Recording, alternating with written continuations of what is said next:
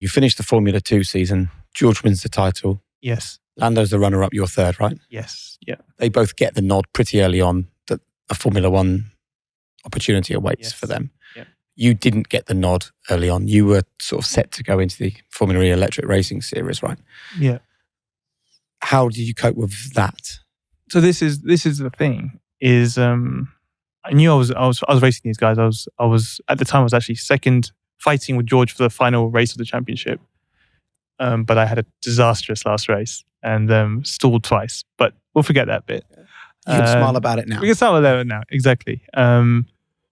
But these two were the young guns. These were the hot shots. You know, George was a Mercedes junior driver since he was 14, 15 years old, and Lando was connected with McLaren for the, kind of the same amount of time. It didn't matter to me, you know, seeing these guys have their chances in Formula 1. I thought, good, they deserve it.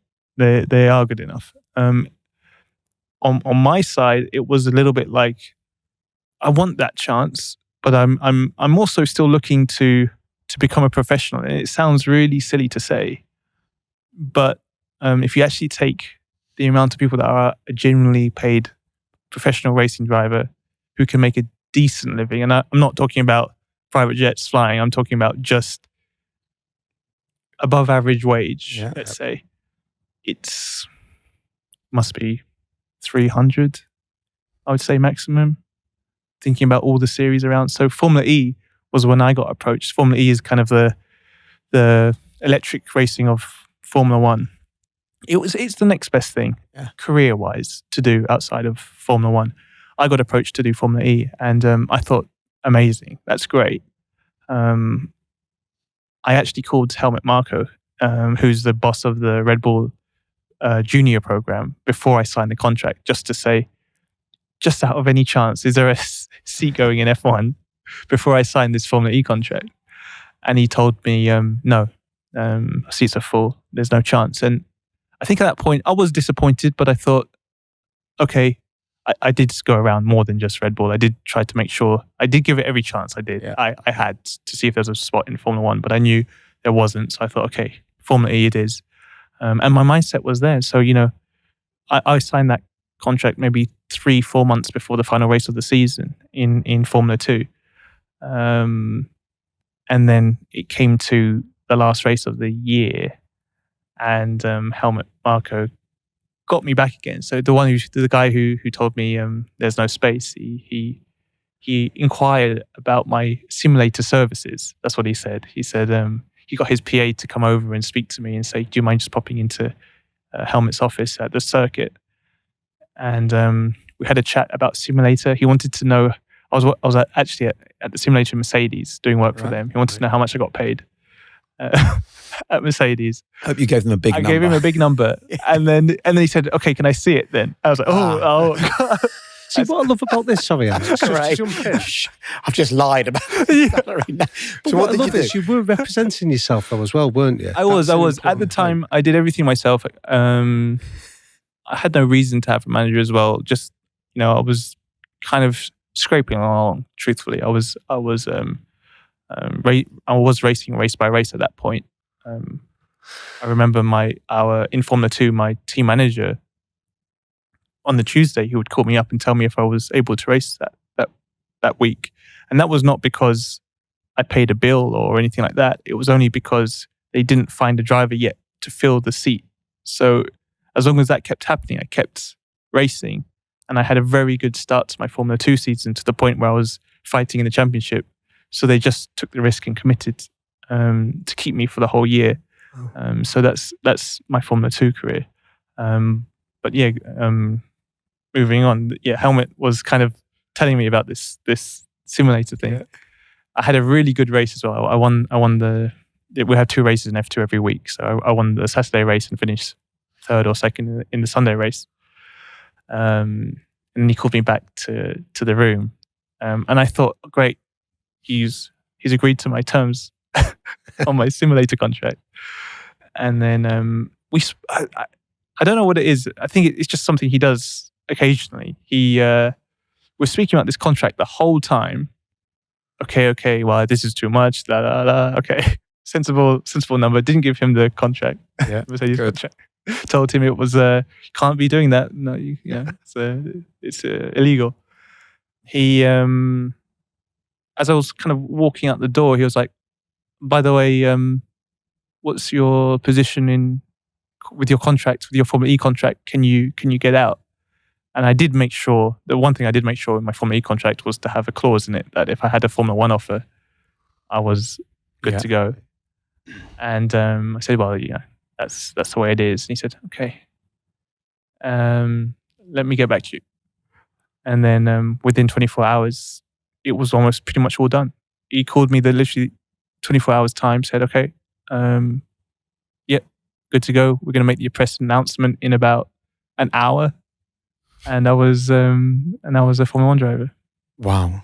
Yeah. Excitement, fear, apprehension. What are you thinking? Totally honest, more fear than anything else. Okay. More. I think maybe you see it with me. I was a very kind of not the most confident person going through. I needed this kind of feeling like I didn't feel like I was quite there yet, and had these stumbles along the way. And so when this Formula 1 opportunity came about, I thought, wow, am I ready now? A lot of the drivers, for example, like George or Lando, they did a lot of testing in old F1 cars, in previous F1 cars before they started. I was going to start my first year in Formula 1 with literally 0 days. My first day would have been Barcelona in the freezing cold, where you do a day and a half with your teammate, and then go into your first race. You could imagine going to work and you've done a day and a half in a Formula 1 car before your first weekend. It was a bit... I was more anxious and felt like I've got to make the most of this situation.